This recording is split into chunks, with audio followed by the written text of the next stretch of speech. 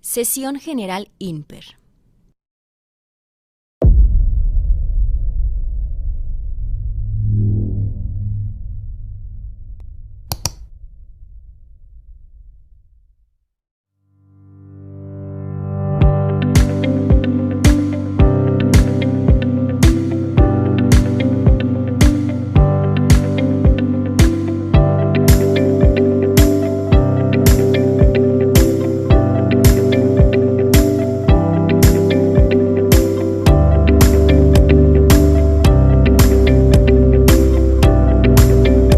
Bienvenidos.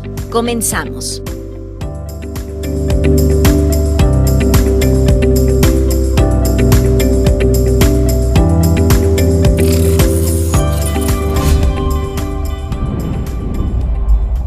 Secretaría de Salud, Instituto Nacional de Perinatología, Isidro Espinosa de los Reyes.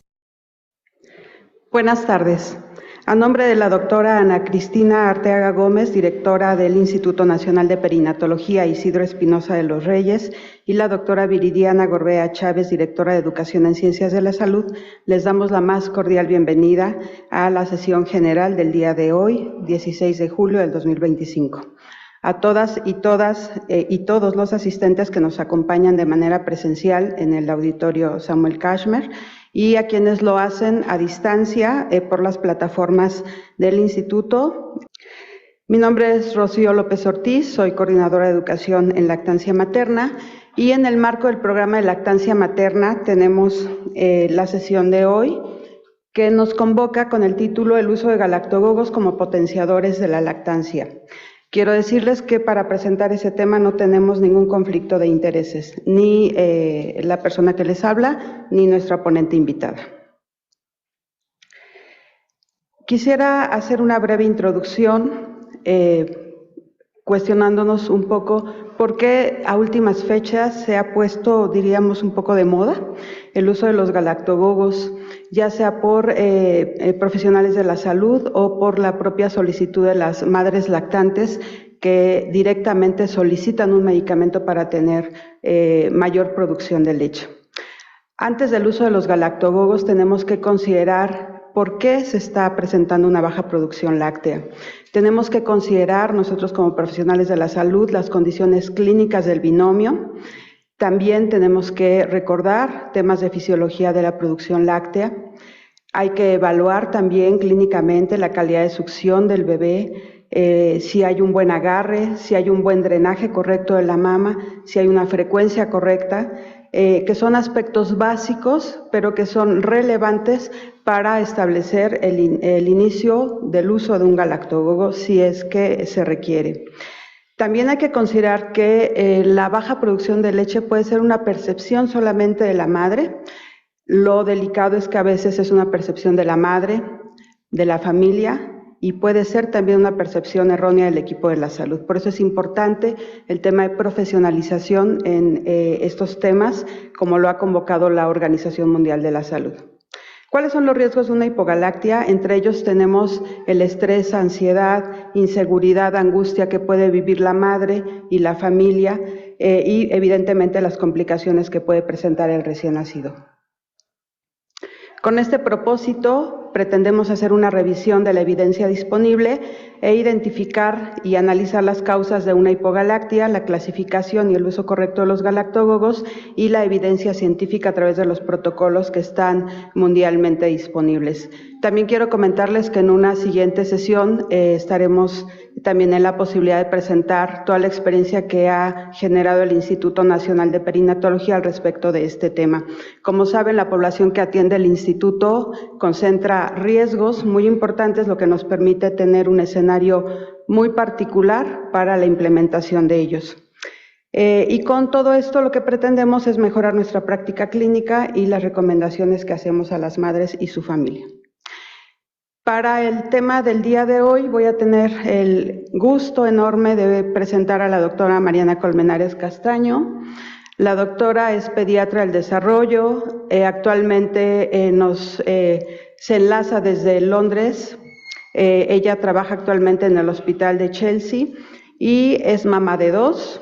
pediatra y consultora certificada en lactancia materna, es miembro de la Asociación Internacional de Consultores de Lactancia Materna, de la Academia de Medicina de Lactancia y de donde es secretaria. Es socia fundadora de la Asociación de Consultores Certificados en Lactancia Materna, coordinadora del Diplomado de Consejería de Lactancia Materna y después de realizar un fellowship en neurodesarrollo, actualmente pues trabaja en Londres. Qué envidia, ¿no? Y bueno, desde allá nos acompaña. Muchísimas gracias, doctora. Hola a todos y a todas. Para mí es un honor y un privilegio poder estar con ustedes el día de hoy en la sesión general del hospital y que me permitan compartir con ustedes temas de lactancia que me encantan y ese tema en particular que me parece súper importante como profesionales de la salud conocerlo. Pero antes de nada quiero agradecer muchísimo a la maestra Rocío López por la apertura y la siempre disposición a la colaboración con nosotros y obviamente a las autoridades. Muchas gracias por ello. Les voy a platicar acerca del uso de galactogogos como potenciadores de la lactancia. Entonces, pues siempre que hablamos de lactancia es como, o sea, siempre nos vienen a la cabeza un montón de cosas positivas, ¿no? El mejor comienzo, no existe igual, es incomparable, es mágica, asombrosa, calmante, natural, heroica, nutritiva, es buena para la mamá, es buena para el bebé, es preciosa, maternal, es amor, alimento perfecto, gratuita, una bendición, increíble, ¿no? Y yo no he conocido nunca a una persona que no le parezca que la leche humana o la lactancia materna sea siempre lo mejor, ¿no? Pero la realidad es que pues a veces la lactancia materna no funciona como esperamos. Y es uno de los grandes problemas que se ha visto en todo el mundo, ¿no? Cuando todo va bien y fluyendo y la mamá y el bebé y todo está perfecto, no tenemos problema, ¿no? Los profesionales de la salud. Pero en cuanto tenemos una primera dificultad, ya empieza un poco el tema de, bueno, ¿cómo hacemos para apoyarlo o qué es lo que tenemos que hacer? Y aquí radica muchas veces como obviamente la falta de hablar de los temas que tienen que ver con lactancia y resolución de problemas en los profesionales de la salud desde la carrera, ¿no? En el pregrado, en las carreras en donde tienen las mamás contacto con bebés, ¿no? O más bien los profesionales contactos con mamás y bebés juntos, que bueno, yo no he conocido una sola especialidad médica, por lo menos, que no tenga contacto con mujeres en este momento. Digo, quizá geriatría, ¿no? Pero pueden tener contacto con mujeres embarazadas también, aunque no sean directamente pacientes. Entonces es un tema que deberíamos de conocerlo todos, ¿no? Todos y todas en este gremio. Y obviamente cuando la lactancia no funciona, pues lo primero que es, hijo, ¿no? ¿Qué hacemos ahora? ¿No? Y empieza a pensar, ¿no? Tenemos que empezar a tratar de resolver el problema. Y algo que en lactancia se da como fácilmente es, no te preocupes, no pasa nada, dale fórmula, ¿no? O no te preocupes, muchas mujeres no pueden. Pero en cualquier otra circunstancia de salud, pues buscamos todas las causas que pudieran estar provocando algo. Y un ejemplo muy burdo, ¿no? Si una persona puede, no sé, de pronto deja de empezar a caminar o deja de poder caminar o tener una función fisiológica normal, pues todos los profesionales buscamos hasta el final qué es lo que pudiera llegar a estar pasando porque esa persona no está pudiendo hacer algo que fisiológicamente se espera que pase, ¿no? Entonces, en lactancia estamos como tan empezando con esta profesión, ¿no? Que nos empezamos a preguntar, bueno, ¿qué podría estar pasando en una mujer que no puede amamantar como esperamos que suceda, ¿no? Y, hijo, nos empezamos a sorprender, ¿no? De las cosas que podemos encontrar y sobre todo cuando empezamos a realmente darle la importancia que tiene la lactancia, ¿no? Los profesionales tenemos que estar preparados, sobre todo para identificar los problemas. Aquellas personas que no tienen problema, muy probablemente ni siquiera nos las topemos en los consultorios o en los hospitales, no los vamos a ver, ¿no? Porque son mujeres que cuando desean amamantar y se da las cosas, van a estar perfectas, incluso o sea, independientemente de nosotros, ¿no? Y la mayor parte de los problemas van a estar relacionados con esta falta de conocimientos, prácticas inapropiadas, falta de confianza, falta de apoyo a muchísimos niveles, ¿no? Y siempre va a ser esencial que para que logremos tener una resolución es la prevención, ¿no? Y solo se lograría con educación prenatal, prevención, diagnóstico oportuno y el apoyo adecuado. Los galactogogos en la lactancia siempre es como el tema, ¿no? Queremos que la mujer tenga leche así copiosa como las cataratas del Niágara, ¿no? Queremos un montón de leche y la realidad lo que queremos es que haya una leche equilibrada a la necesidad del bebé o los bebés, ¿no? Y buscamos esa parte como de homeostasis, ¿no? Que haya una suficiente, no queremos más, ¿no? Siempre queremos lo que se necesita. Entonces, para entender un poco acerca de la lactancia en general o de los galactogogos, vamos a hacer un pequeño recordatorio de la fisiología de la lactancia. Entonces, la fisiología, la primera fase y más importante es la fase de la diferenciación secretora, en donde va a ocurrir en la segunda mitad del embarazo, más o menos a partir de la semana 16 hasta el parto, donde se prepara el terreno, donde las células de la madre, no las células mamarias epiteliales, se van a transformar en secretoras, comienzan a producir componentes de la leche, como son la lactosa, la proteína, inmunoglobulinas, y aquí un paréntesis rapidísimo: la cantidad de lactosa que tiene la leche de la madre no depende de la dieta, depende de estas células que producen la lactosa a nivel local, ¿no? Y entonces la madre puede tomar 8 litros de leche o no tomar ninguno y la lactosa de su leche va a ser la misma, ¿no? Porque es algo que hacen estas células secretoras. Y bajo la influencia de hormonas como son los estrógenos, la progesterona, prolactina, insulina, cortisol, lactógeno placentario, aquí agregaría también tirosina, ¿no? Y seguramente habrá un montón de hormonas que aún no conocemos, en donde van a impactar en esta diferenciación celular, ¿no? La progesterona, que normalmente se eleva durante el embarazo, va a inhibir la síntesis de la leche, ¿no? Aún cuando tenemos todos los demás componentes. Entonces hay este freno que es normal durante el embarazo, ¿no? En el mamífero humano particularmente, porque esto puede ser diferente en otros mamíferos. La lactogénesis 2 se le llama la activación secretora y esta generalmente sucede en el posparto.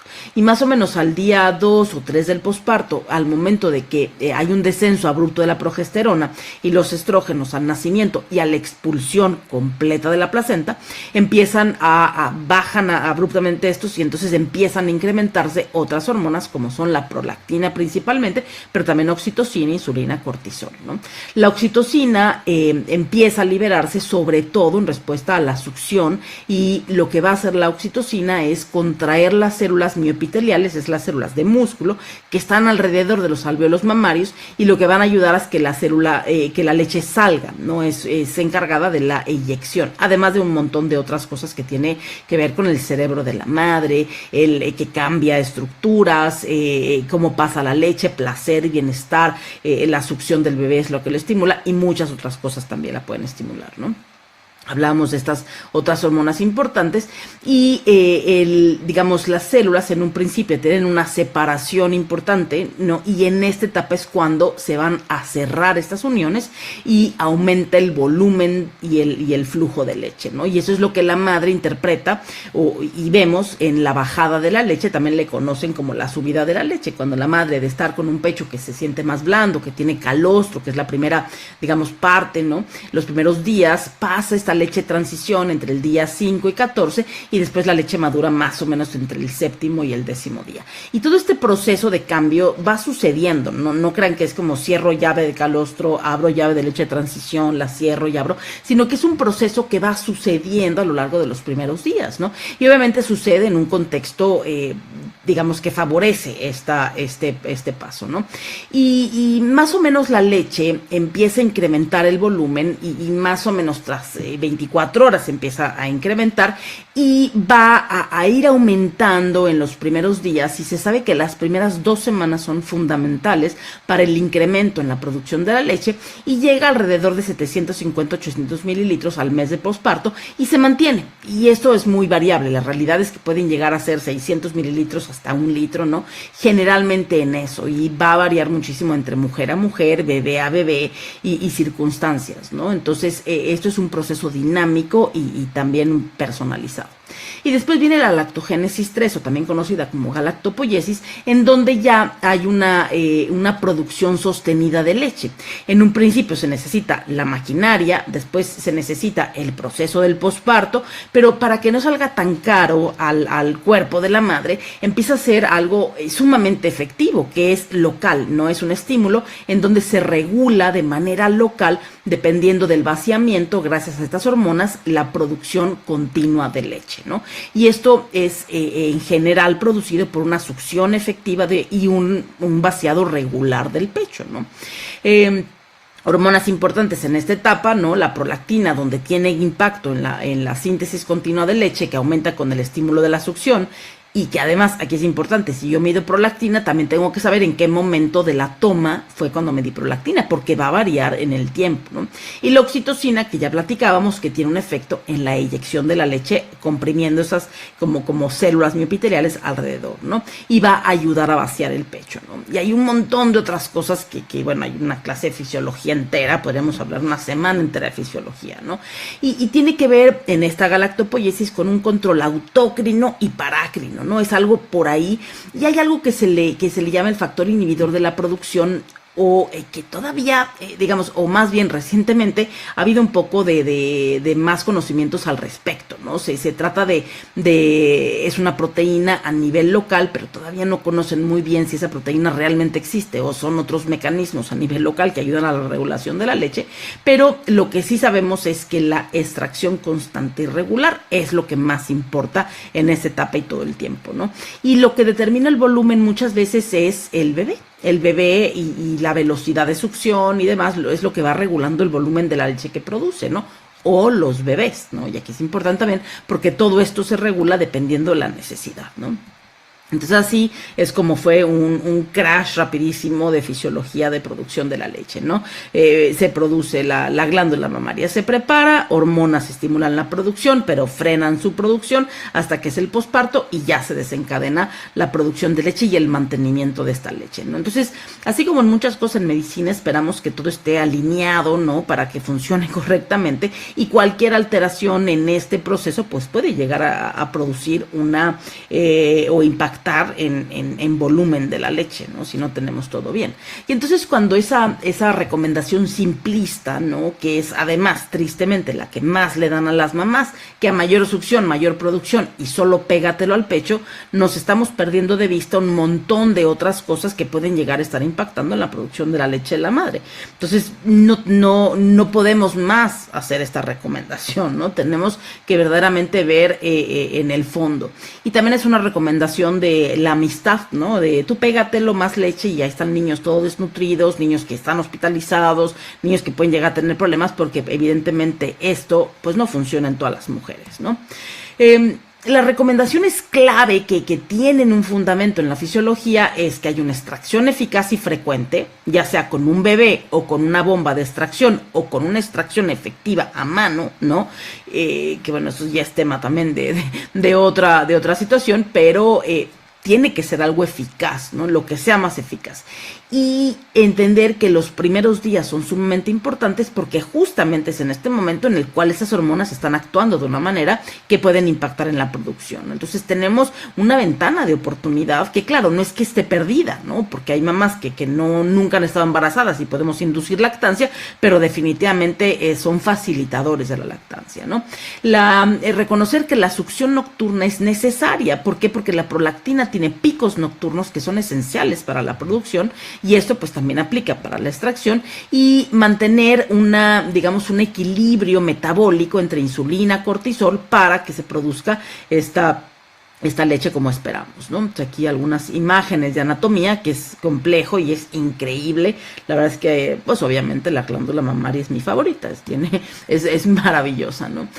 No debemos de olvidar de hacer una muy buena historia clínica, porque esto nos va a dar la información, cómo fue el embarazo, cómo fue la evolución del embarazo, si hay alguna cuestión metabólica que nos puede estar impactando en estas hormonas que están involucradas en el tema de la producción, como puede ser diabetes gestacional, insulina, ovario poliquístico, que haya hipotiroidismo. Estas son quizá las 3 preguntas que no se nos puede pasar a hacerle a una mujer que estamos apoyando con la lactancia, o incluso en una consulta prenatal, ¿no? Para saber ante qué nos pudiéramos estar enfrentando. Cambios anatómicos del pecho, la lactogénesis 1, cambia el pecho, cambia las características, crece el pecho, cambia la glándula, te pasó eso, no te pasó eso, y eso también nos va a mucha información. Si hay alguna deformidad en los pechos, ya que nace el bebé, la frecuencia frecuencia, la duración de las tomas, hubo cambios en los primeros días de vida, nos puede hablar de esta lactogénesis 2, ¿no? Entonces, son preguntas clave, ¿no? Entonces, un poquito de esta clínica, les voy a poner algunos ejemplos hipotéticos, ¿no? De bebés, mamás y estos binomios. Por ejemplo, Laura, una mujer de 33 años, donde es su segundo embarazo, primer parto, y durante este embarazo cursó con diabetes gestacional. A Laura tiene una cesárea urgente a las 30 semanas de gestación porque tiene una amenaza de parto prematuro y una ruptura prematura de membranas. Entonces, pues entra al hospital, nace este bebito de sexo masculino donde a las 30 semanas pesa 1.400 gramos, tiene un Apgar de 6 al minuto y de 8 a los 5 minutos. Empiezan a encontrar que hay una dificultad respiratoria severa, intuban al bebé, empiezan con ventilación mecánica, lo mandan a UCIN. Este bebé continúa con un soporte respiratorio no invasivo y no está con la madre en los primeros 5 días de vida, ¿no? Entonces, es un contexto frecuente, ¿no? Sobre todo en hospitales como estos, en donde estos bebés pues son quizá los que más vemos, ¿no? Los que están complicados, los que están separados de la madre, los que por alguna razón de la mamá o del bebé no pueden estar juntos, ¿no? Y obviamente pues lo más importante sería el contacto temprano piel a piel, por supuesto, y ojalá en todos los hospitales, yo sé que en Perinato lo hacen y es espectacular, y me ha tocado acompañar familias que han nacido ahí y es verdaderamente espectacular, pero es una desgracia que esto no sucede en todos los hospitales, ¿no? Y a veces incluso en los bebés sanos no están con las mamás, ¿no? Entonces es algo que tenemos que cambiar. Entonces, en esta circunstancia tan complicada en donde hay una separación, muchas veces como profesionales, ¿no? Y estamos en el equipo médico atendiendo a esta familia, pues la lactancia a veces queda a un segundo plano, ¿no? No hay quien ayude a la mamá, no hay suficiente personal para que le ayuden a la mamá a una extracción efectiva en las primeras horas de vida, porque además el bebé, ¿qué tal si se muere, no? Y entonces la gente le da un poco de pena pensar en algo que dura más tiempo, como es la lactancia, en ofrecérselo a la madre, no vaya a ser que el bebé se muere y la mamá ya esté con leche, ¿no? Entonces, y eso, bueno, también es harina de otro costal, pero el acompañamiento de lactancia puede llegar incluso a ayudar a una madre en el duelo, ¿no? Y son madres que se vuelven a veces donadoras de bancos de leche y es una manera también de transitar este duelo sumamente interesante, ¿no?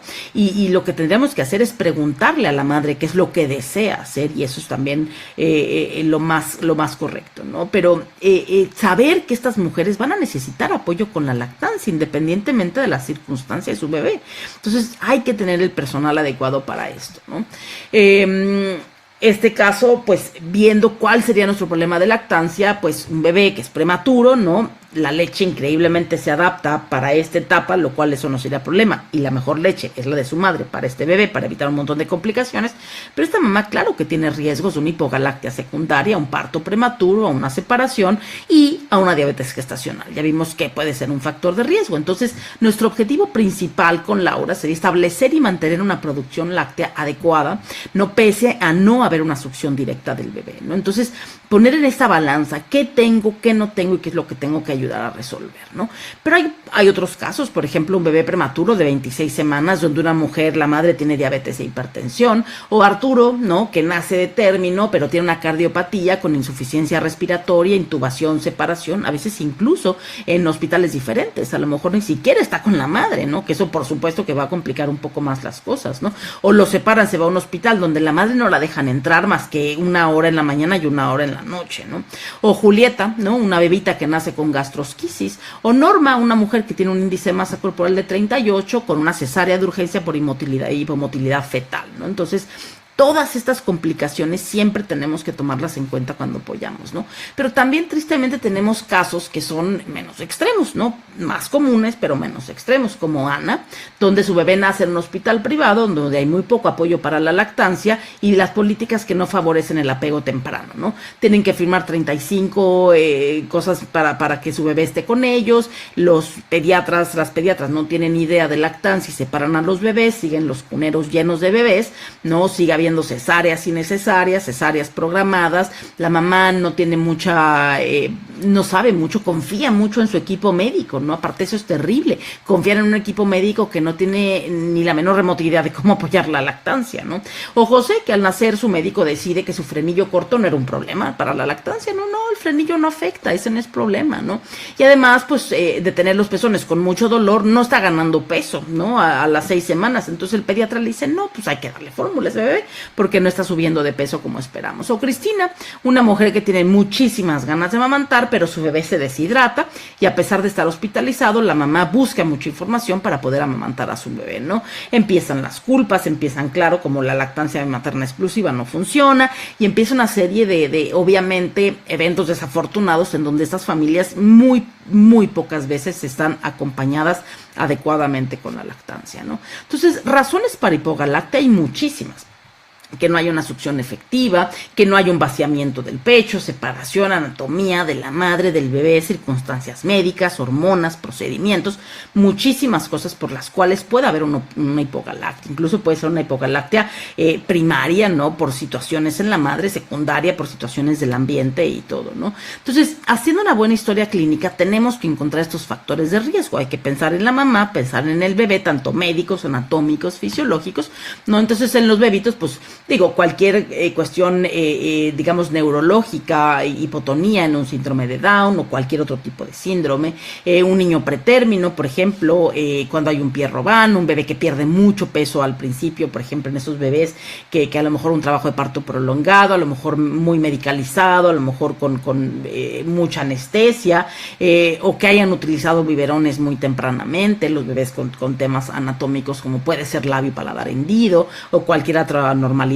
frenillo corto, ¿no? Que haya problemas médicos, ictericia, hipoglucemias, ¿no? Hay toda esta cuestiones en los bebés que tenemos que ponerle en nuestra historia clínica de lactancia, pero pues la lactancia no funciona sola, ¿no? La lactancia es una cosa simbiótica, por eso cuando quienes nos dedicamos a medicina de lactancia atendemos al binomio, ¿no? A la madre con su bebé, cómo están funcionando juntos, y entonces tenemos que también hacer una buena historia clínica a la madre, si hay historia previa de fracasos con lactancia, ¿no? Una historia previa de fracaso es sumamente importante, ¿no? Porque nos puede hablar, por ejemplo, si llega una mamá con un bebé que no me está ganando peso, como yo espero, o está muy dormilón, pero tiene una lactancia previa exitosa de un bebé amamantado por tiempo con una buena ganancia de peso, probablemente ya esté descartando varias de las razones de hipogalactia, ¿no? O a lo mejor es una mamá que tiene una edad diferente o que tuvo una infertilidad secundaria, no sé, muchas cosas que nos puede dar toda esta información. Una mujer con infertilidad o reproducción asistida puede afectar la lactancia. No quiere decir que todas las mujeres que han tenido un embarazo por inseminación vayan a tener problemas con la lactancia, pero definitivamente tiene que ser valorada de una manera adecuada y con un buen apoyo por médicos especialistas, porque si no, la lactancia muchas veces queda olvidada y son mujeres que tienen problemas, ¿no? Y de por sí la parte emocional de no puedo parir, no puedo gestar, no puedo hacer tal cosa y no puedo amamantar, ¿no? Y eso lo dicen muchas mujeres. Yo pensé que la lactancia iba a ser lo fácil, ¿no? Y se complica. Mujeres con hipotiroidismo, mujeres con ovario poliquístico, edades extremas de la vida, conflictos psicosociales, las mujeres si es su primer bebé. Entonces, tener un buen contexto en esta historia de la madre, ¿no? Y nunca olvidar la exploración física, ¿no? Yo creo que es algo que es para mí imperdonable, ¿no? Si no vemos a la mamá, porque hay una característica anatómica que es sumamente importante en la hipogalactia, como es la separación de los pechos. Ya que hablamos de insuficiencia glandular, de tejido glandular insuficiente o hipoplasia de glándula mamaria, que aunque no es extremadamente común, sí existe y además está asociada con diabetes gestacional y con ovario poliquístico. Entonces es a fuerza revisar el pecho a la madre, ¿no? Porque solamente el tener los pechos separados ya es un indicador importante de seguir, no que esa mamá vaya a tener un fracaso, pero de seguir, y sobre todo si es un bebé que se deshidrata, es un bebé que tiene bajo peso, etcétera, es muy probable que esta sea la causa, ¿no? Entonces tenemos que buscarlo siempre, ¿no? Y estos bebés en donde puede haber un prematuro, hidrocefalia, gastrosquisis, separación, cardiópatas, etcétera, sabemos que la lactancia es parte del tratamiento y es así como debería de tratarse, ¿no? Y a estos bebés les puede costar la vida no recibir leche de su madre, ¿no? Entonces, por supuesto que además es mucho más complicada, es mucho más importante. Entonces, son retos que tenemos como profesionales de la salud, ¿no? Tenemos que siempre buscar primero problemas con la técnica, ¿no? Volver volver a los básicos, la posición, el agarre al pecho, cómo está ese bebé pegado al pecho, porque esa va a ser una de las causas principales de fracaso, de dolor, de baja producción, etcétera. Cómo está la frecuencia, cómo está la exclusividad, la madre y el lactante están juntos, ¿no? Están juntos en el día, están juntos en la noche, cómo está la anatomía del bebé, cómo está el de la mamá. Entonces, la exploración física de todo, del binomio va a ser sumamente importante, ¿no?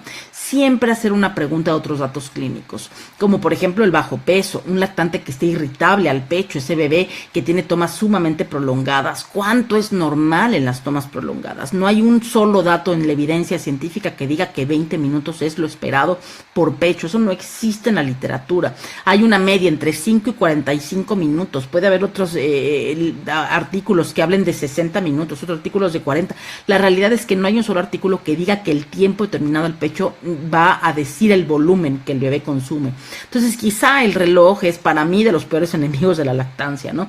Porque nos hacen fallar en la clínica, nos hacen fallar en lo realmente importante en el binomio, ¿no? Una toma muy prolongada es quizá un dato clínico más importante de hipogalactia, ¿no? O tomas muy frecuentes. Y entonces el bebé está pide y va con una persona que no tiene mucha edad de lactancia y le dice, no, es que tienes que ponerle horarios porque estás haciendo que el niño te pida todo el tiempo y eso no va a funcionar, ¿no? Entonces ahí va la mamá, le pone horarios porque hace caso al profesional de salud, ¿no? Y resulta que al ponerle horarios, peor, ese niño se deshidrata o ese niño empeora o simplemente no aguanta, ¿no? No aguanta que sea una lactancia porque el problema no era resolver el tiempo, el problema era resolver qué es lo que estaba pasando para que ese bebé estuviera pidiendo tantas veces, ¿no? Entonces, ser muy, muy, muy observadores en esto, ¿no? Y siempre preguntar, ¿por qué un galactogogo no va a aumentar la producción si no se acompaña de un vaciamiento adecuado? Yo me puedo tomar 35 kilogramos de pastillas galactogogas, pero si no tengo una dinámica adecuada en el vaciamiento del pecho, es muy probablemente que no vaya a funcionar. Entonces, no son cosas que aisladas funcionen. Los galactogogos siempre tienen que ir acompañados de la evaluación y el asesoramiento profesional, ¿no? Y sobre todo la modificación de las cosas que afectan la producción de leche. ¿Qué sí puedo modificar? ¿Qué no puedo hacer?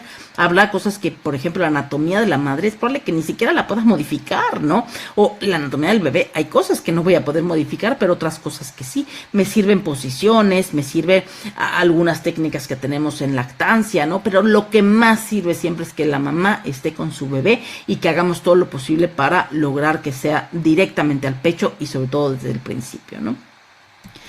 ¿Quién prescribe los galactogogos? Los galactogogos deben de ser prescritos, sobre todo los que son de medicamentos, por médicos. Los médicos son los especialistas, ¿no? O el profesional de salud que tiene una cédula profesional que le permite prescribir medicamentos. Y eso es algo que tiene que pasar. Me ha tocado ver a veces asesoras de lactancia que están recetando medicamentos, ¿no? Y lo que sucede con esto no es que no sepan que un medicamento sirve o no. Y sobre todo en México, que es muy fácil comprar, ¿no? Sin ninguna restricción, van a la farmacia a comprar el medicamento casi si lo leen en internet, ¿no? El problema es saber qué hacer con un efecto adverso, saber qué hacer si esto no funciona. ¿Será eso lo que necesito? ¿Está siendo suficiente sobre tomar un medicamento o tengo que acompañarlo, como siempre, de otras cosas, ¿no? Y por supuesto que aquí es un área de crecimiento y un área bastante nueva en donde los médicos especialistas en lactancia, que en Estados Unidos y Canadá ya existen los médicos especialistas en lactancia que tienen una acreditación nacional, ¿no? Y en México todavía no sucede, estaremos trabajando para ello, pero médicos IBSLC o consultores certificados en lactancia materna o médicos que tengan conocimientos en lactancia materna, que estos deben ser los pediatras, ginecólogos, etcétera, ¿no? Pero debe ser el médico quien lo prescribe. Entonces, seguimos en el desierto, ¿no? O sea, seguimos en el desierto, seguimos buscando, porque es un área de investigación bastante pobre, en donde todavía no tenemos la ciencia que haya estudiado de una manera muy adecuada esto, ¿no? Entonces, apenas estamos conociendo otras causas de hipogalactia, estamos entendiendo los mecanismos de por qué puede estar pasando esto, y obviamente ha sido un área bastante descuidada, como mucha de la salud en la mujer, ¿no? En el planeta, y eso es algo muy triste que tiene que ir cambiando, y yo creo que sí ha ido cambiando a lo largo de los últimos años. Les voy a compartir algo de la evidencia que existe acerca de los galactogogos. Esta es la primera, que es de la Academy of Breastfeeding Medicine, que tengo el honor de ser secretaria, y quienes no conozcan, luego les voy a pasar el link para esto, pero tienen protocolos, y uno de los protocolos tienen, no sé si son 36 protocolos de diferentes cosas, icteris, hipoglucemias, prematuros, etcétera, todos alrededor de la lactancia, con revisiones sistemáticas de la literatura con bastante buen nivel, ¿no?, científico. Y este es el del uso de galactogogos, en donde, sobre todo en las recomendaciones, es una evaluación completa, ¿no? No solo influye la prolactina, y ese es el punto, que los dos galactogogos que más se conocen son la metoclopramida y la domperidona. Es más, y la sulpirida, pero eso también y tiene impacto en la prolactina, ¿no? O sea, son los medicamentos sobre todo que se utilizan para lactancia, metoclopramida y domperidona. Y el impacto es solo en la prolactina, pero ya como vimos en fisiología, no solo es la prolactina la que pudiera llegar a estar alterada, ¿no? Es más, es una de ellas, pero hay un montón de otras que pueden llegar a estar impactando. Entonces, ¿será que solo un medicamento que me impacta en prolactina me va a ayudar con la lactancia? Es probable que no. Y entonces tenemos que reconocer eso. Otro punto es que, como en todo en farmacología, no todo el mundo reacciona igual a los medicamentos. Puede ser una dosis que una persona sea completamente diferente que en otra. Entonces tenemos también que entender eso, ¿no? Entre metoclopramida y domperidona, la que más evidencia tiene es domperidona. Metoclopramida tiene poca, de muy baja calidad, que no apoya al 100%, ¿no? Y con muchos más efectos adversos. Y la domperidona tiene efectos adversos, y la FDA, que es uno de los temas que ahí está medio complicado, es que se ha visto alargamiento en el QT, ¿no? Y con problemas de arritmia, ¿no? Pero lo que encuentran en esta revisión sistemática es que esto es en viejitos enfermos, ¿no? Lo cual evidentemente no es la edad que estamos buscando nosotros. Y en este estudio, en donde 225.532 mujeres en el posparto, solo una desarrolló arritmia, ¿no? Y entonces es también complicado decir que siempre genera. ¿Por qué no? ¿No? La realidad es que no. Y recientemente se han encontrado algunas cuestiones, como por ejemplo un poco mayor de ansiedad o depresión, habitualmente asociado también al contexto en el que está la madre. Entonces son temas complicados, pero bueno, metoclopramida y domperidona, ideal domperidona. Revisión sistemática de la literatura de Cochrane también habla de sus medicamentos y recomienda domperidona como el medicamento, siempre acompañado de lo demás. Metaanálisis del 2020, que incluyó 2 ensayos aleatorizados con un total de 900 madres de lactantes prematuros, que también vimos. Obviamente los prematuros es una población que ha sido más estudiada en muchas cosas, ¿no? Pero en esta también, ¿no?, donde se encontró un aumento promedio de 85 mililitros más por día en la producción de leche al utilizar domperidona con 10 miligramos cada 8 horas durante 14 días contra el placebo. La mejoría fue evidente en la mayoría de los estudios, aunque se reportaron casos leves de boca seca y cefalea. Otro ensayo clínico en el 2023 en Brasil, 120 mujeres con neonatos prematuros, en donde la domperidona aumentó el volumen de leche a los 7 días con una media de 95 mililitros más, con una P menor de 0.01 y una tasa de suspensión del tratamiento menores al 5% por efectos adversos gastrointestinales leves. No se reportaba ningún otro efecto adverso. Otro estudio interesante en donde se utilizó domperidona contra placebo en mujeres que estaban amamantando a esos bebés. Era un doble ciego, lo cual es importante por su validez científica, 336 binomios, en donde se concluye que la domperidona más consejería en lactancia materna profesional incrementó la tasa de exclusividad a los 7 días y a los 3 meses. O ese otro estudio donde se encontró que 10 miligramos de domperidona 3 veces al día tenía un aumento modesto, sin efectos adversos en la mamá o el bebé, y en ese estudio recomendaban que se iniciara el tratamiento después de los 14 días del nacimiento. Aquí hay, no les puedo yo decir exactamente porque la literatura no es muy clara de cuándo se debe de empezar un galactogogo. Va a depender de las circunstancias, y lo que se recomienda es que los primeros días, sobre todo en el posparto, haya un apoyo adecuado con el vaciamiento, etcétera, porque es muy probable que solamente con la ayuda para la lactancia se logre incrementar la producción sin necesidad de un galactogogo, ¿no? Entonces aquí valdría la pena el criterio, ¿no?, del médico, del profesional de salud que esté apoyando, para saber ¿Cuáles son las circunstancias? ¿Cuáles son los factores de riesgo? El bebé está con la bebé, con la mamá, ¿no? Está hospitalizado, está separado, qué cosas sí puedo modificar, porque entonces es probable que en esa circunstancia pudiéramos decidir iniciar el medicamento antes, ¿no? Comparado con otros. A veces tenemos que empezar todo lo demás primero y empezar con los galactogogos después de haber dado el apoyo necesario. Entonces, aquí en el RIN, entre la domperidona y la metoclopramida, la domperidona tiene menos efectos adversos, no atraviesa la barrera hematoencefálica, es un medicamento seguro, pero es más caro. Mientras que la metoclopramida tiene mucho menos estudios en su uso como galactogogo, tiene efectos adversos comunes, ¿no? Y tristemente en Estados Unidos es de los que más prescriben porque no tienen acceso por la FDA, que no tiene la aprobación, ¿no? Y pues es más barata. Entonces ese sería uno de los pros y los contras. Ahora, yo me he topado con muchas mujeres que desde casi el día 1 les empiezan a dar metoclopramida y los médicos les dicen para tu producción de leche saliendo del hospital, ¿no? Y la realidad es que eso no tiene ni media justificación médica, ¿no? Porque además de todo, estar tomando un medicamento es muy probable que haga que las mujeres no busquen ayuda para otras dificultades, ¿no? Y eso pudiera llegar a entorpecer también el proceso. Entonces, no. Tenemos la ganadora en los medicamentos para la producción de la leche, es la domperidona. Ahora, también hay otros galactogogos. La cuestión que es importante que las familias sepan es que no se venden para este fin y la familia debe de saberlo. Entre ellas son el fenogreco, ahorita les voy a dar algunos ejemplos, ¿no? Pero el goat's roux, el avena, anís, fennel, moringa, shatavari. En México, por ejemplo, la levadura de cerveza, tenemos también el amaranto y hay cosas que digamos, originariamente no se han utilizado para la lactancia. Hay algunos pequeños problemas con esto y que también tenemos que tomarlos en cuenta, es que va a haber contaminación, puede haber cuestiones alérgicas e interacciones, ¿no? Se consideran suplementos dietéticos y no van a requerir una aprobación exhaustiva previa a su comercialización. Eso es así como vemos las galletas para la lactancia, vemos los tés de lactancia, vemos aquellos, no sé, de herbolaria, cápsulas que están llenas de combinaciones de cosas, ¿no?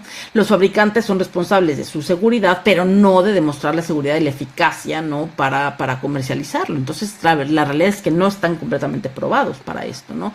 Pueden contener muchos ingredientes y se encuentran diferencias entre los ingredientes etiquetados y los reales, ¿no? Y sobre todo las cantidades. ¿Cuánto viene en una bolsita de té de fenogreco que compro en un mercado, ¿no?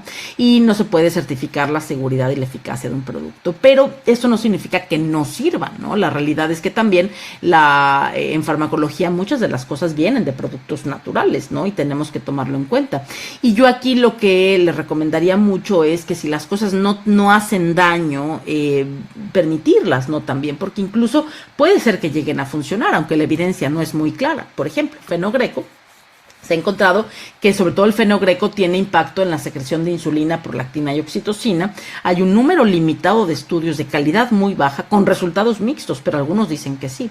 Un metaanálisis de estudio controlado encontró un efecto de galactogogo leve y un perfil de seguridad que era desconocido. Algunas personas pueden tener diarrea, distensión abdominal, pero también puede tener interacción, por ejemplo, con anticoagulantes, ¿no? En otro estudio de 122 madres, un 43% pensó que aumentaba la producción y el 5% pensó que lo disminuía, ¿no? Entonces también estas cosas encontradas te dejan un poco en duda, pero son pocas mujeres, pocos estudios, ¿no? Podría ser más efectivo en los primeros días del parto, ¿no? Tampoco hay mucha evidencia, pero pareciera que sí, ¿no? Y lo que sobre todo se recomienda, y esta Drugs and Lactation Database es una página que pueden acceder, es gratuita, está en internet, ¿no? Y pueden encontrar un montón de medicamentos. Y lo interesante de esa database, ¿no? Es que viene el medicamento, o sea, cómo es la parte farmacológica, cómo se absorbe en el cuerpo, toda la farmacocinética, farmacodinamia, y sobre todo vienen, hay este estudio que dice esto, hay este estudio que dice el otro, hay tal, el efectos en el bebé, efectos en la mamá, efectos en la lactancia, y uno como médico puede llegar a utilizar su criterio, bueno, sí, te arriesgas a esto, no te arriesgas a tal, ¿no? Entonces es interesante y a mí me gusta también acceder, además de la de e-lactancia.org, que es como la de base, ¿no? Y pues ya sabemos que nunca deben reemplazar el asesoramiento y la evaluación para la producción de la leche.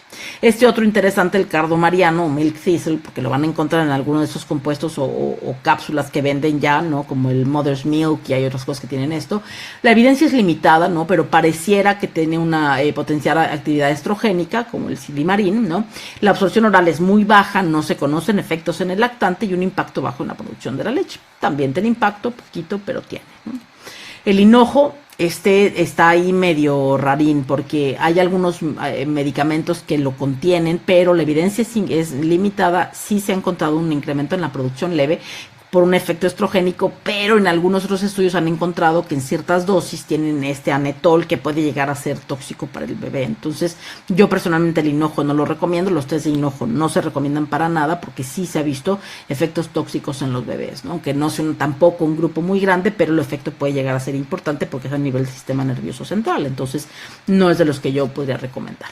La moringa tiene evidencia limitada, una población limitada con los diseños de estudio que tampoco son muy adecuados, pero sí se ha encontrado que incrementa la producción de leche. Poca información de seguridad, parece segura, podría ser una opción también, ¿no? El shatavari o ese espáragos racemosos, que no es el típico espárrago, sino que es diferente, en la medicina ayurvédica se usa muchísimo, ¿no? Es uno de los que más se recomienda en la India, en donde hay evidencia limitada con aumento leve en la producción. Hay resultados bastante positivos en varios estudios hindús, ¿no? Pero pues lo mismo, ¿no? También no son estudios randomizados doble ciego prospectivos, ¿no? Que serían los que nos gustarían, pero nos han encontrado efectos adversos notificados, lo cual también pone en esta balanza. No tiene efectos adversos, se ha visto algunos poquitos que funciona, pues ¿por qué no utilizarlo, no? Entonces aquí un pequeño resumen, hay muchos más, pero la mayor parte sucede esto, ¿no? Que no tenemos evidencia suficiente. La evidencia en algunos es moderada, limitada, otros es prometedora, otros es muy baja, ¿no? Hay que revisar la seguridad, sobre todo seguridad en el bebé. Y por ejemplo, del ajo, algo interesante del ajo y muy chistoso es que las mujeres que consumían ajo, y eso sí hicieron un estudio donde a la mujer le daban cápsulas con ajo y fue un doble ciego, y vieron que las mamás que consumían el ajo, los bebés estaban más tiempo al pecho, les gustaba más la leche, como si el cambio del sabor de la leche pudiera llegar a gustarles más, ¿no? Y eso, bueno, también es importante porque, bueno, un bebé que está más tiempo pegado al pecho podría mejorar, ¿no? La producción de la leche. Entonces, ¿será un galactogogo o será que cambie el comportamiento del bebé, ¿no? El jengibre, por ejemplo, ¿no? También. Entonces, así hay un montón. Yo lo que les recomiendo es que si las mujeres les preguntan acerca de un suplemento alimenticio, yo sobre todo valoraría la seguridad para el bebé y la seguridad para la madre, y si no encuentro que, aunque no haya un efecto muy, digamos, que incremente mucho la producción, tampoco sería una cosa prohibitiva, ¿no? Y sobre todo, creo que el mensaje importante a las familias es decirles que un medicamento o unas cápsulas no van a sustituir el apoyo más completo, mucho más holístico en las familias para que logren tener un aumento en la producción de la leche, ¿no? Entonces, como conclusiones, los galactogogos son una herramienta útil. Tiene que ser parte de la intervención integral entre el apoyo clínico, emocional, técnico, educativo. El de mayor respaldo científico es la domperidona. Siempre debe ser de un uso individualizado y supervisado. Hay que reconocer las limitaciones metodológicas de los estudios y nada, nunca va a sustituir el contacto temprano y el vaciamiento efectivo. Y a mí, como me gusta mucho darles herramientas útiles y prácticas, va a variar. Si ustedes quieren ser esa herramienta práctica, les invito a que tomen el diploma de consejería en lactancia, que va a empezar el próximo en octubre, y además muchos de nuestros alumnas hacen prácticas en el IMPER. Muchas gracias por eso. Si ustedes no quieren ser la herramienta principal, tenemos consultoras de lactancia que están en la Asociación de Consultores Certificados en Lactancia Materna de México, ACLAM. Hay un directorio nacional, incluso internacional, donde un montón de, sobre todo nosotras, ¿no? Hay algunos hombres también consultores de lactancia, estamos en todo el país, ¿no? Entonces, esa asesoría, las mujeres pueden tener la herramienta de que alguien más, parte de su equipo, lo hagan, ¿no? Y los que quieran pertenecer, mis colegas médicos, y también hay posibilidad para otros profesionales de la salud a pertenecer a la Academy of Breastfeeding Medicine, también se los recomiendo, y pues sobre todo por el acceso a las revistas, acceso a los protocolos, etcétera, etcétera, ¿no? Y pues con esto les doy muchísimas gracias a ustedes por haberme escuchado y quedo pendiente de sus preguntas. Gracias, doctora. Ahora sí la tenemos en línea. Muy bien, gracias. Pues muchas gracias por su atención. Bueno, voy contestando algunas de las preguntas. Alguien preguntó acerca del calostro después de 4 días de una cesárea. Acuérdense de la fisiología. Una de las cosas que puede pasar en el posparto, digo, el cesárea es más difícil, pero una retención de restos placentarios pudiera ser una causa de un retraso en la lactogénesis.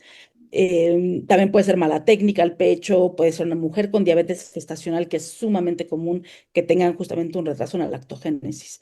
Yo lo que le recomendaría en este caso en particular es que trabajar con la producción de la leche, con el apego, con el contacto, técnica, etcétera, y suplementar al pecho.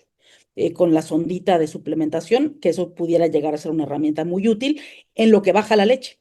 Realmente un retraso en la lactogénesis se considera como cuando para el día 5 todavía no hay una producción copiosa de leche, ¿no? Entonces habría que buscar las causas. Pezón invertido, pegarse al bebé, bueno, pezones planos, pezones invertidos, no necesitan una preparación previa, y eso es importante, que le hicieron una pregunta hace ratito, pero mejor planeemos una plática acerca de las formas y tamaños y demás de los pezones y pechos. Pero el bebé es la mejor herramienta y sobre todo no dar biberones, porque si un bebé le das un biberón y la mamá tiene pezón plano, es más difícil regresar al pecho. Entonces tratar de utilizar otras herramientas. Preguntaban de diabetes. Sí, cualquier tipo de diabetes puede afectar. La que es más común, digamos, es la diabetes gestacional y la diabetes tipo 2. Sobre todo tiene que ver con la insulina, porque la insulina es un factor súper importante en la diferenciación secretora de las células de la glándula mamaria. Entonces, lo que se ha visto es que cuando hay resistencia a la insulina, puede haber una afectación en esa diferenciación secretora y por ende la lactogénesis uno o la preparación de la glándula mamaria no es la correcta o no es la ideal. Y entonces es por ello que las mujeres en estas circunstancias pueden tener problemas. Por eso es una pregunta obligada en el prenatal, ¿no? Preguntan, dificultad importante en la producción si se inicia succión al pecho luego de 6 a 8 horas después del parto. A ver, nada es tajante, rígido. O sea, hay mujeres que no se han pegado un bebé al pecho hasta en 3 días, ¿no? Acabo de ver una mamá, bebé con frenillo corto, y no se había pegado el pecho en 3 días. Entonces, es claro, son facilitadores, mientras más pronto mejor. La cuestión es que en el momento que ustedes tengan la oportunidad de ayudarle a esa mujer a pegarse un bebé al pecho, es el momento de hacerlo. Hablamos de prematuros, hablamos de bebés enfermos, hablamos de bebés que cuando nacen, todos los bebés tienen que estar pegados al pecho de su mamá lo más pronto posible. Entonces, puede ser un factor de riesgo si pasan muchas horas, pero bueno, no es determinante, ese es el punto, ¿no? Y hay mamás que tienen muy buena producción de leche independientemente de que el bebé no se haya pegado al pecho, ¿no? Y esas son las mamás que sorprenden muchísimo, ¿no? Y dices, bueno, una semana con una lactancia bastante mala, ¿no? Y de pronto lo pegas y les va re bien. O sea, hay que valorar como todo el conjunto de cosas, ¿no? El hipotiroidismo, lo mismo pasa con las hormonas tiroideas. Es importante saber que es un área interesante de investigación, no hay mucho escrito, pero también la tirosina tiene que ver también con la resistencia a prolactina y en la activación secretora. Entonces, vale la pena más investigación al respecto, pero sobre todo es en el hipotiroidismo mal controlado. Una mujer con un hipotiroidismo bien controlado no tendría por qué afectarle tanto, ¿no? Puede ser un factor de riesgo y habría que ver. Ahora, yo les recomiendo que cuando tienen factores de riesgo, pues vamos sumando, ¿no? Si sumamos un montón de factores de riesgo, pues tratemos de no sumarle más. Entonces, ideal, pues buscar lactancia materna exclusiva, ideal directo al pecho, evitar la cesárea, o sea, todas esas cosas como para que sea menos factible que un factor de riesgo nos impacte, ¿no? Preguntan cómo pueden manejarse las tomas que no se adaptan a la capacidad gástrica del bebé.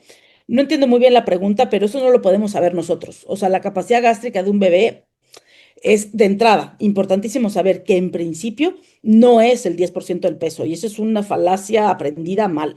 O sea, los bebés tienen una capacidad gástrica que es fisiológica, que al principio, los primeros días de vida, es mínima, 5 mililitros, 10 mililitros. Y cuando yo empiezo a darle un bebé que acaba de nacer, un biberón con 1 onza completa, porque es el 10% y así es como lo aprendí, a ese bebé le estamos de entrada haciendo que su capacidad fisiológica sea mayor. Y entonces no, quizá la producción de leche de la madre ya no se adapte a eso. Entonces, tengan cuidado con esas suplementaciones innecesarias. No necesitamos saber cuál es la capacidad gástrica. Hay otras cosas como darse cuenta que un bebé está comiendo bien. El tiempo del bebé al pecho no tiene por qué impactar tanto. Preguntaban por ahí 5 minutos de cada lado al pecho. A ver, no es el tiempo lo que impacta. Hay bebés comiendo 5 minutos que están increíblemente bien, pero otros bebés con 5 minutos no es suficiente. Entonces, este bebé habría que ver qué es lo que está pasando, el flujo de leche, la producción, cuáles son las otras cosas que pudieran estar pasando, ¿no? Y valorar el peso adecuadamente.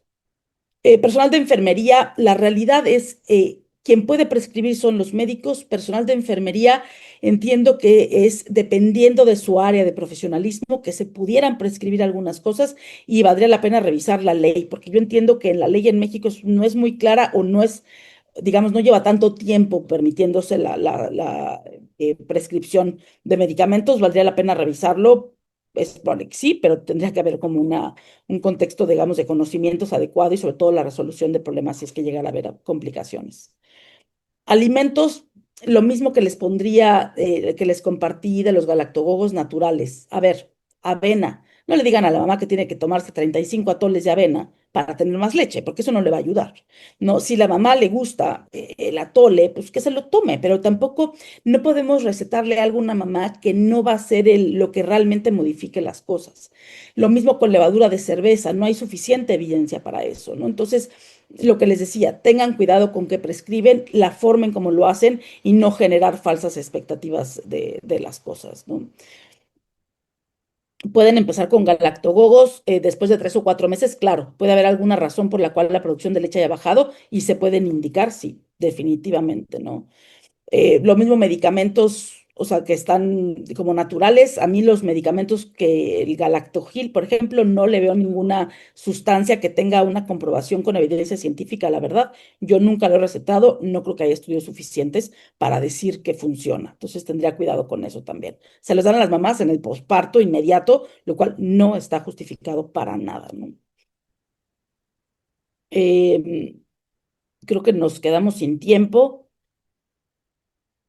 El Ixbut sí lo he oído, que tiene eso justamente, pocos estudios, poca evidencia, sí aumento moderado en la producción de la leche, pocos efectos adversos, entraría en la misma categoría del resto de los galactogogos naturales. Solo una última pregunta, doctora. Muy insistente la duda. El tiempo de uso de la domperidona. ¿Hay alguna evidencia de un tiempo límite o un tiempo máximo para su uso? No hay una evidencia, no hay evidencia. Sí se sabe que el efecto galactogogo no se nota de inmediato, puede llegar a tardar una semana o 10 días en empezarse a notar. Yo generalmente todo un mes completo para valorar si funciona o no. Acuérdense que hay quienes pueden responder y quienes pueden no responder, y la duración va a depender también de las circunstancias. Los gastroenterólogos no les preocupa y se los dejan por meses y meses a las familias. La realidad es que lo que tendríamos que valorar es qué nos está llevando a utilizar la domperidona, si se puede resolver ese problema o no se puede resolver ese problema. Y eso quizá derivaría mi decisión. Y también el inicio de alimentación complementaria pudiera llegar a ser un momento en que podemos empezar a bajar la dosis de los medicamentos o cambiarlo, o ya va a ser suficiente la producción de leche de la madre cuando ya está con alimentos complementarios, ¿no? Entonces, creo que hay que individualizar el caso. La generosidad de compartir toda su experiencia, y les recuerdo que en una próxima sesión estaremos compartiendo la experiencia que tenemos en el instituto también. Muchísimas gracias, doctora. La dejamos para que descanse. Sabemos que está cerrando su día por allá. Gracias y saludos a mis colegas que veo en el chat. Siempre me da mucha ilusión verlos a todos. Muchas gracias. Gracias.